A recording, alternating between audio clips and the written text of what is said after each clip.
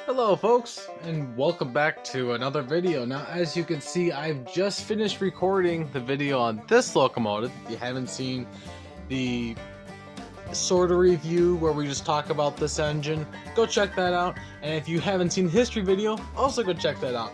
But over here to talk about today is, while I was making the video for this engine, someone commented on the channel about my 3x4 O gauge layout, saying that I should go and build an HO scale layout because, well, I can get all the details that I would have on an engine like this and have it in HO scale. And I mean, you're absolutely right. I would have all the details, and in fact, in some cases, I'd have more. I mean, here's a boxcar I have, just one I have laying around, and then here's a O gauge Menards boxcar. Now, this is a toy train boxcar, however, it is in scale proportion. And we're not so much talking about detail, we're talking about how much more space I would gain by using these. Now, they're absolutely right, this is double the size. This does have less detail for actually more money than what this would cost. So, why is it that I run O gauge trains versus HO? And well, it's simple. As you can see, if I put this boxcar there and this boxcar here, these are both a scale 40 feet, alright? But as you can see, it's half the length, which means I could fit two boxcars in the same space and turn a mile of track into 2 miles of track. Scale miles, of course. And as you can see, I'm building a layout. Now, none of y'all have seen this layout. This is, well, some of you have. I suppose I've made a couple channel posts about it, but this is a new layout I'm building, which is going to have a minimum curve of 0.72. So I can run the cool engines, like the steam engine and the big Union Pacific engine. Great. And I've thought about this multiple times. If I tore up my original plans of this and went with HO scale, I was thinking I could have, and this layout's about 12 feet long, so I could have a massive switchback that goes back and forth and do a mountain. I could also have a double track main line going through the front, and then having a huge train yard on the other side of the table. And it'd be a lot of fun. I could build a logging railroad to the standard gauge mainline stuff and do all kinds of neat model railroad stuff. But this is a lot of fun, and I have an HO scale layout that just doesn't really get shown on the channel much. And especially for YouTube videos, I thought about this. Like, I could make a lot more scenes for my model trains to run through for making videos. The problem is that O gauge trains are just kind of... My first O gauge train's actually in the back corner of this video. That is a Lionel Post-War Scout. Obviously, I didn't get it when it was brand new, but that was my first model train nonetheless. And I've gotten all this stuff since then, and I really like all these trains. I would say my collection is fairly equal. Do I think I have cooler stuff in O gauge? Absolutely. HO scale, I've got pretty standard stuff like GP40s and so forth.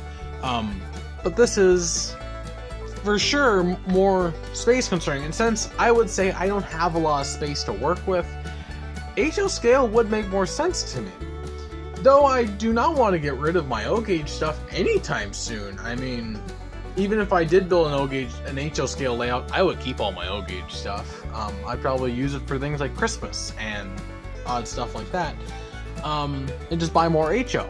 But I like my O gauge better. So I was thinking, just jumbling some ideas up in my head. My current plan is to have a double track main line. The problem is, I feel that for this layout being not very wide, it's basically a shelf layout built on tables. I feel like it's not a very good use of space to have a double track main line when I could have more accessories.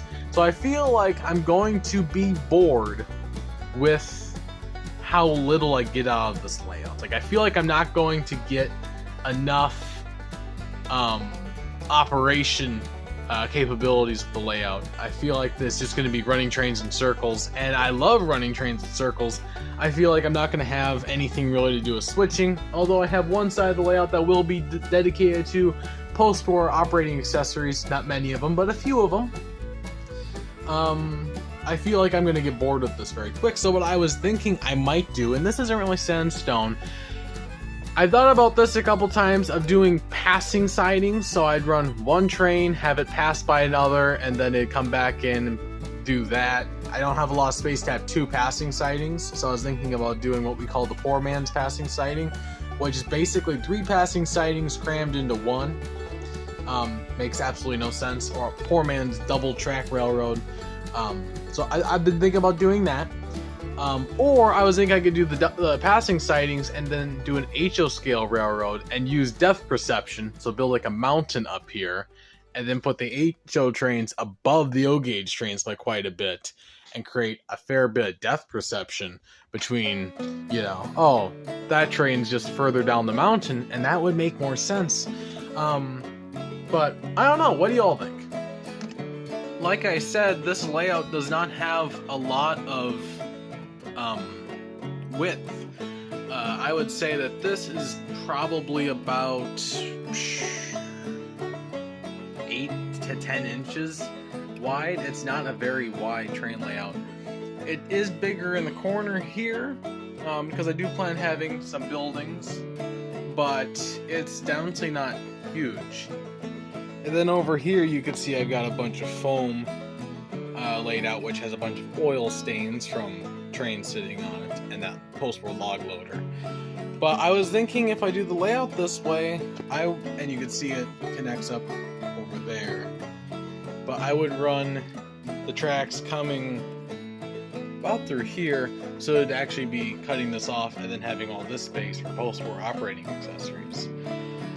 This layout's actually just below the O gauge layout, as you can see here, but it would just be a neat way of using more space.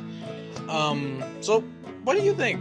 Or again, like I could do a single track main line and have more space for operating accessories, and then also have more space over there for an HO scale mountain railway, which might be kind of neat, having some crazy steep grades.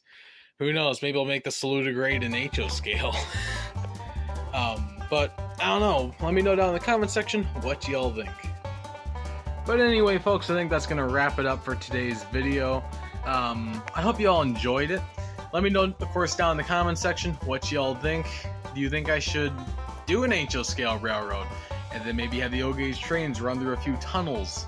Might add a little bit of excitement for the model railroad versus just trains running around in a circle, which is something I'm genuinely concerned about, because we all know a train in a circle gets pretty boring pretty quickly. So let me know down in the comments. Do the whole thing in HO scale, do the whole thing in O gauge, or maybe you get a bit of both. But anyway folks, I hope you enjoyed today's video. Please like, subscribe, share it with your friends and family. And as always folks, see you